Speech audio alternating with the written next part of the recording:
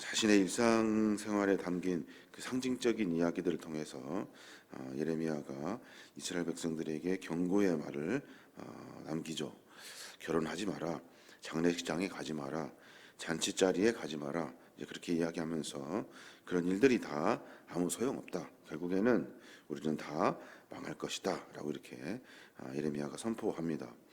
오늘 말씀에 보면 안식일을 준수함으로 말미암아 남유다 땅이 다시 회복할 수 있는 가능성에 대해서 오늘 경고하고 있어요. 그들이 여러 일들로 하여금 하나님의 구원에서 벗어났지만 우리가 다시 마음을 다잡고 주 앞에 나와 예배하는 그 안식의 준수를 통해서 다시 회복할 수 있다는 거예요. 그러니까 매우 백성들은 예레미야가 괜히 헛소문을 퍼뜨려 가지고 나라를 혼란스럽게 만든다고 이야기하면서 하나님의 심판이 어디 있는가?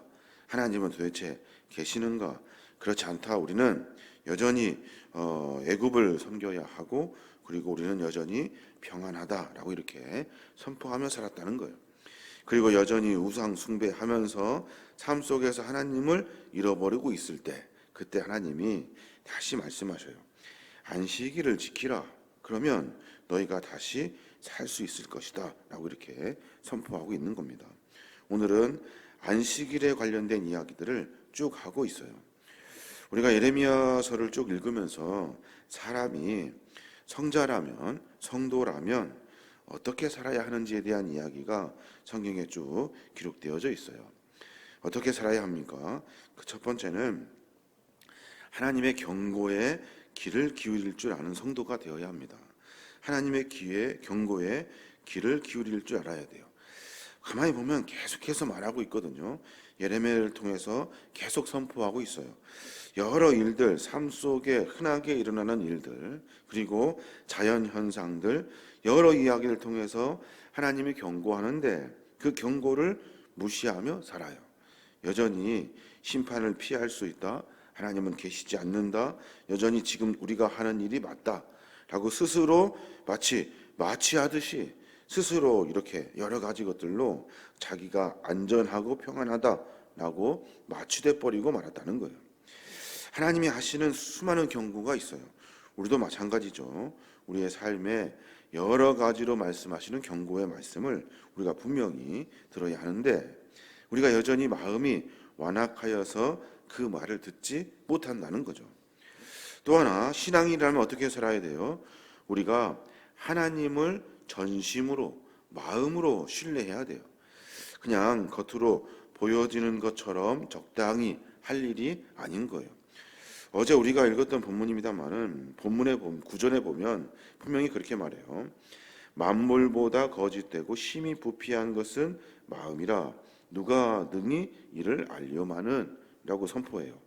만물보다 거짓되고 심히 부패한 것이 너희들 마음이라는 거예요. 그러니까 그 마음이 하나님께 향하여지지 않고 악한 것들로 향하여져 있다는 거예요. 그래서 거짓되고 부패하고 심히 여러 가지로 엉망이다 라고 선포하고 있는 거예요. 우리가 마음으로 하나님을 신뢰하고 있는지 우리가 다시 한번 깊이 점검해 볼 필요가 있는 거예요. 또 하나, 성도라면 어떻게 살아야 하냐면 하나님만 바라볼 수 있어야 하는 거예요. 하나님만, 다른 것이 아니라 하나님을 구별하고 하나님을 바라보며 쫓을 수 있어야 하는 거예요. 어제 봤던 본문이다마는 15절에 보면 그렇게 말해요. 보라, 그들이 내게 이르기를 여호와의 말씀이 어디 있느냐? 이제 임하게 할지어다 하나니 라고 말해요. 참 중요한 말인데 보라, 그들이 예레미야에게 선포했다는 거예요. 뭐라고 말했냐면 여호와의 말씀이 어디냐는 거예요. 하나님을 제대로 보지도 않고 듣지도 않으면서도 늘 그렇게 말했다는 거죠. 하나님이 어디 있느냐? 이제 임하게 할 것인데 언제 도대체 하나님이 임할 것이냐? 라고 하며 조롱 섞인 비난을 퍼부으면서 삶을 살았다는 거예요. 하나님을 바라본다면 그럴 수 없죠. 하나님을 향하여져 있다면 그들의 삶이 그럴 수가 없는 거예요. 하나님의 영광을 위해 살아야 되고 삶 속에서 하나님이 원하시는 뜻에 순복하며 살아야 하는 것이 성도인데 그 모든 것들을 다 잃어버렸다는 거예요. 또 성도는 어떻게 살아야 됩니까? 성도에게 요구되는 삶의 자세, 오늘 우리가 읽었던 본문의 말씀처럼 하나님이 정하신 날에 하나님 앞에 예배할 수 있어야 한다는 거예요. 21절에 보니까 여호와께서 이와 같이 말씀하시되 너희는 스스로 삼가서 안식일에 짐을 지고 예루살렘으로 들어오지 말며 라고 선포해요. 이 말은 안식일을 지키라는 말이죠. 안식일에 짐 지고 다니지 마라. 딴 일에 분주해 왔다 갔다 하지 말라.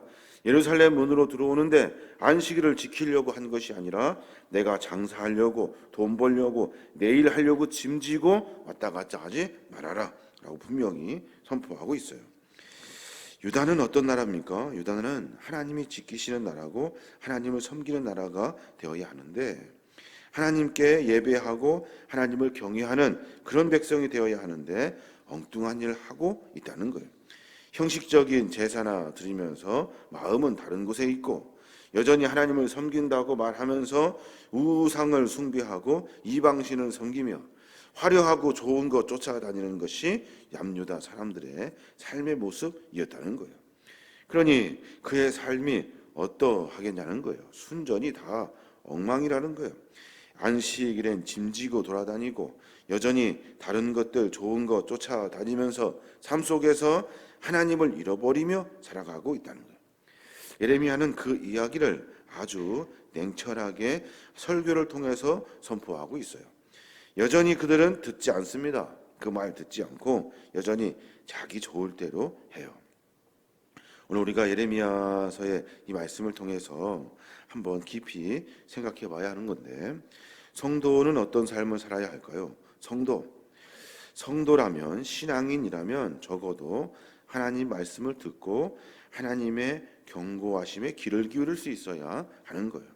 이게 지금 나에게 하는 말인지 나에게 하시는 말씀인지 나에게 하나님께서 잘못되어 갔다고 선포하는 것인지 분별할 수 있어야 하는 거예요. 또 하나 하나님을 마음으로 깊이 신뢰해야 돼요. 마음은 딴 데 있으면서 겉으로 마치 하나님을 섬기는 척 해서는 안 된다는 거예요. 하나님을 온전히 섬긴다면 처음부터 끝까지 다른 것이 아니라 하나님이 원하시는 삶의 뜻에 내 삶을 조명해 놓고 살아야 한다는 거예요.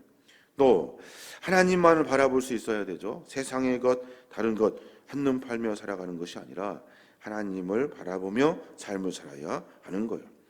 그리고 마지막으로는 하나님이 정하신, 하나님이 명하신 그 날에 온전히 하나님의 주권을 인정해드리는 예배의 자리에 서야 한다는 거예요.